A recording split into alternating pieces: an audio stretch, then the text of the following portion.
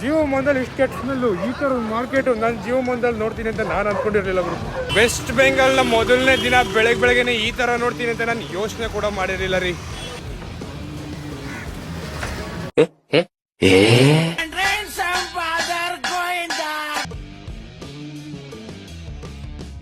Finally ನಾವು ಬಂದಿದ್ದೇವೆ ಕೋಲ್ಕತ್ತಾದ ಹಾವ್ರಾ ಜಂಕ್ಷನ್ಗೆ. ಎಷ್ಟು ದೊಡ್ಡ ಇದೆ ಅಂತ ನೀವೇ ನೋಡ್ತಾ ಇರ್ಬೋದು ರೀ. So big. ಹೇಗಿದೆ? ಸೂಪರ್.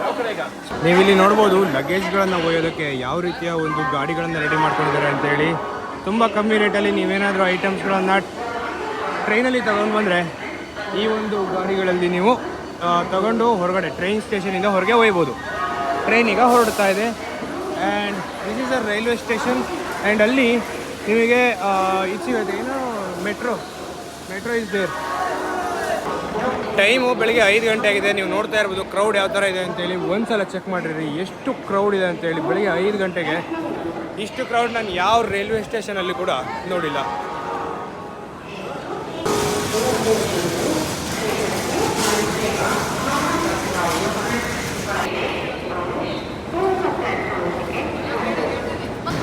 ಹಾವ್ರಾ ಜಂಕ್ಷನ್ ನೋಡ್ರಿ, ಆಲ್ಮೋಸ್ಟ್ ನಾವು ಒಂದು 500 ಮೀಟರ್ ಒಳಗಡೆ ಬಂದಿದ್ದೀವಿ. ಈ ಥರ ಏನಂತೀರಿ ಇದಕ್ಕೆ, ಅಂಡರ್ ಗ್ರೌಂಡಲ್ಲಿ ಬಂದಿದ್ದೀವಿ. ನೋಡ್ರಿ ಯಾವ ಥರ ಇದೆ ಅಂತೇಳಿ. ನಾವೀಗ ಗೇಟ್ ನಂಬರ್ 2 ಅಲ್ಲಿದ್ದೀವಿ. ಇಲ್ಲಿ ಯಾವುದೋ ಒಂದು ರೂಮ್ ತೋರಿಸ್ತೀನಿ ಅಂತ ಕರ್ಕೊಬಂದ್ರು ಗುರು ಅವ್ರ ಅಂಕಲ್. ಯಪ್ಪ ದೇವ್ರೆ, ಫಿಶ್ ಮಾರ್ಕೆಟು. ಮೂಗು ಮುಚ್ಕೊಂಡೆ ಮಾತಾಡ್ಬೇಕು ಬಿಟ್ರೆ ಮೂಗು ಮಾತಾಡೋ ಸ್ಥಿತಿಲೇ ಇಲ್ಲ. ಯಪ್ಪ, ಜೀವ ಮಂದಲ್ಲಿ ಇಷ್ಟು ಕೆಟ್ಟ ಸ್ಮೆಲ್ಲು, ಈ ಥರ ಒಂದು ಮಾರ್ಕೆಟು ನಾನು ಜೀವ ಮಂದಲ್ಲಿ ನೋಡ್ತೀನಿ ಅಂತ ನಾನು ಅಂದ್ಕೊಂಡಿರಲಿಲ್ಲ ಗುರು. ಅಲ್ಲ ಸರ್? ಜೀವ ಮಂದಲ್ಲಿ ಈ ಥರ ನೋಡ್ತೀನಿ ಅಂತ ಗೊತ್ತಿರಲಿಲ್ಲ. ಜೀವ ಮಂದಲ್ಲಿ ಈ ಥರ ನೋಡ್ತೀನಿ ಅಂತ ನಾನು ಅಂದ್ಕೊಂಡಿರಲಿಲ್ಲ ಗುರು. ವೆಸ್ಟ್ ಬೆಂಗಾಲ್ನ ಮೊದಲನೇ ದಿನ ಬೆಳಗ್ಗೆನೆ ಈ ಥರ ನೋಡ್ತೀನಿ ಅಂತ ನಾನು ಯೋಚನೆ ಕೂಡ ಮಾಡಿರಲಿಲ್ಲ ರೀ.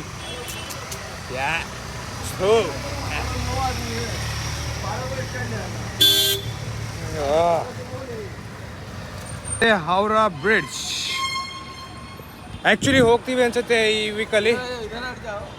ನೋಡೋಣ ಏನಾಗುತ್ತೆ ಅಂತ.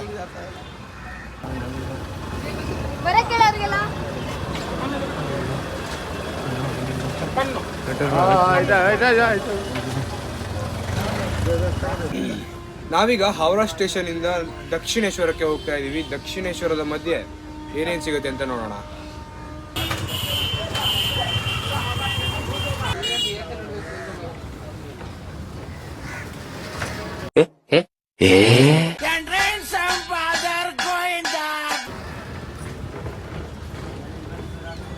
ಏನು ನಾವೀಗ ಹಾವ್ರಾದ ಫಿಶ್ ಮಾರ್ಕೆಟ್ ಇಂದ ಹೊರಡ್ತಾ ಇದೀವಿ. ನೀವು ನೋಡ್ತಾ ಇರ್ಬೋದು ಯಾವ ರೀತಿ ಇದೆ ಅಂತ ಹೇಳಿ. ದೇವ್ರೆ, ಇದ್ರಂತ ಬ್ಯಾಡ್ ಎಕ್ಸ್ಪೀರಿಯನ್ಸ್ ನನಗಂತೂ ಯಾವತ್ತೂ ಸಿಕ್ಕಿಲ್ಲ. ತಿನ್ನೋರಿಗೆ ಖುಷಿ, ತಿಂದಿದ್ದವರಿಗೆ ನೋವು ಸಾವು. ಯಪ್ಪ, ಜೀವ ಸಾವಿರ ನೋಡಿದ ಹಾವ್ರಾದ ಪರದಾಟ ಮಾತಾಡೋಕ್ಕೂ ಸಮೇತ ಗೊತ್ತಾಗ್ತಿಲ್ಲ. ದೊಡ್ಡ ದೊಡ್ಡ ಲಾರಿ ಒಳಗಡೆಗೆ ಫುಲ್ ಮೀನಿದೆ. ಯಪ್ಪ, ನೋಡ್ರಿ ಹೇಗಿದೆ.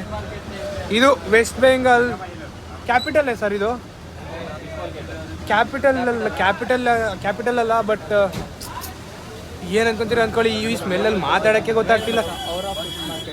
ಯಪ್ಪ, ಇದು ಹಾವ್ರಾ ಮಾರ್ಕೆಟ್ ಅಂತ ಗುರು. ನೋಡ್ರಿ, ಸ್ಟೋರಿ ಹಾಕಕ್ಕೆ ಅಂತ ಒಂದು ವಿಡಿಯೋ ಮಾಡೀನಿ, ಹಿಂಗಾಗಿದೆ ಅಂತ ನನಗೂ ಗೊತ್ತಿಲ್ಲ. ಯಪ್ಪ ದೇವ್ರೆ, ಈ ಒಂದು ಅದ್ಭುತವಾದ ಕ್ಷಣಕ್ಕೆ ಭಾರತವೇ ಸಾಕ್ಷಿಯಾಗಿದೆ.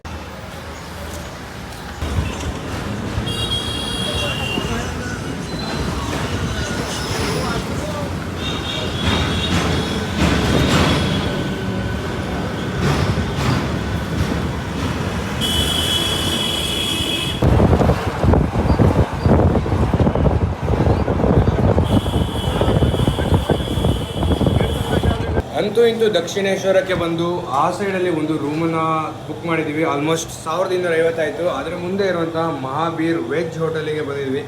ಇಡ್ಲಿ ಸಾಂಬಾರು ತಿಂತಾ ಇದ್ದೀವಿ. ಕರ್ನಾಟಕದಷ್ಟು ಚಂದ ಇವ್ರಿಗೆ ಯಾರಿಗೂ ಇಡ್ಲಿನೂ ಮಾಡೋಕ್ಕೆ ಬರಲ್ಲ, ಸಾಂಬಾರು ಮಾಡೋಕ್ಕೆ ಬರಲ್ಲ.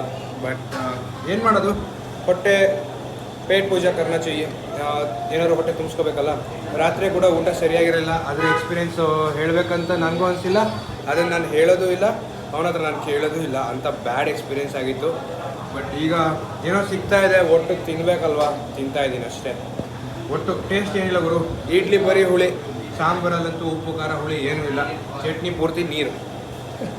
ಏನು ಮಾಡ್ತೀರಾ, ಒಂದು ಎಕ್ಸ್ಪೀರಿಯೆನ್ಸ್ ಅಷ್ಟೇ, ಏನೂ ಮಾಡೋಂಗಿಲ್ಲ. ಎಲ್ಲ ಕಡೆ ಒಂದೇ ಥರ ಸಿಗಬೇಕು ಅನ್ನೋದಿಲ್ಲ. ಇಲ್ಲಿ ಇದೇ ಥರದ ಅಡುಗೆನೇ ಇಷ್ಟಪಡ್ತಾರೇನು ಗೊತ್ತಿಲ್ಲ ನನಗೆ. ನಾವೀಗ ದಕ್ಷಿಣೇಶ್ವರದಲ್ಲಿದ್ದೀವಿ. ದಕ್ಷಿಣೇಶ್ವರದಲ್ಲಿ ರಸಗುಲ್ಲ ತಿಂತಾ ಇದ್ದೀವಿ. Almost 10 rupees ಒಂದಂತೆ. ಇಲ್ಲಿ ಫೇಮಸ್ ಅಂತ ಹೇಳ್ತಾರೆ. 10 रुपये पीस ओके, 1 पीस 10 रुपये. हाथ मोटा लिए, माँ का पूजा होता है भैया, हाथ मोटा लिए, 1 मिनट उठा लिए हाथ में, काय माँ का पूजा होता है यहाँ मिठाई का, हाँ हाँ हाँ, उठा लिए हाथ में, उठा कर मोबाइल उसको दे दिए, ಮೊಬೈಲ್ ಸಾಕು. हाँ उसको दीजिए, हाथ में उठा खा लीजिए. ನೋಡೋಣ ಹೇಗಿದೆ ಅಂತೇಳಿ. ನಮ್ಮ ಕರ್ನಾಟಕದಲ್ಲಿ ಕೂಡ ಸಿಗುತ್ತೆ, ಬಟ್ ಇಲ್ಲಿನ ಟೇಸ್ಟಿಗೂ ಅಲ್ಲಿನ ಟೇಸ್ಟಿಗೂ ಏನು ಡಿಫ್ರೆನ್ಸ್ ಅಂತ ನೋಡೋಣ. मस्त है तो बेबी ಹೆಂಗ್ ಗೊತ್ತಾ? मस्त. ಕರ್ನಾಟಕದಲ್ಲಿರೋದು मस्त. ಓಕೆ, ಕರ್ನಾಟಕದಲ್ಲಿ ರಸಗುಲ್ಲ ಸಿಗುತ್ತಲ್ಲ, ಸ್ವಲ್ಪ ಹಾರ್ಡ್ ಇರುತ್ತೆ. ಇದು ತುಂಬ ಸ್ವೀಟ್ ಇದೆ, ಬಾಯಲ್ಲಿ ಇಟ್ಕೊಳ್ಳೆ ಕರಗುತ್ತೆ.